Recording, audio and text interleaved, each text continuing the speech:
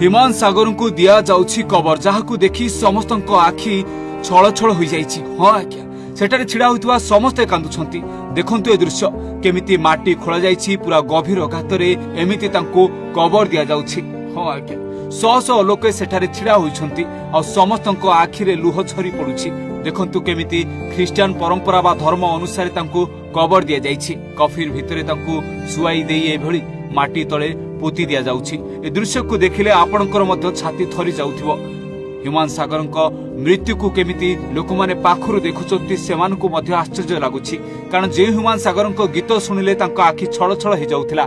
समस्ते निजर दुख समय को हिमान को गीत रे सुनी निज सहित रिलेट करि पारुथिले। सेही हिमांशु सागर एबे माटी तळे एमिति सबु दिन पई सोई जाउछंती।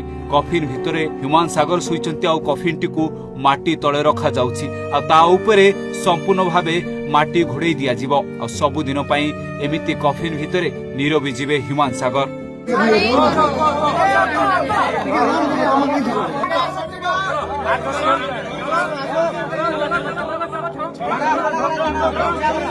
हाँ आज्ञा पाखरे छिड़ा होइचंती प्रीस्ट आ फादर समस्ते प्रार्थना करी शेष मुहूर्त रे एमिति तांको एमिति हिमान माटी तळकु जाउछंती। हाँ आज्ञा जे कफिन आपण देखुचंती ए कफिन भितरे सोईछंती ओडिसा प्रिय सिंगर हिमांशु सागर आ कफिन भितरे से सोईछंती आ कफिन टिकु माटी भितरे एमिति घोड़े दिया जाउछि।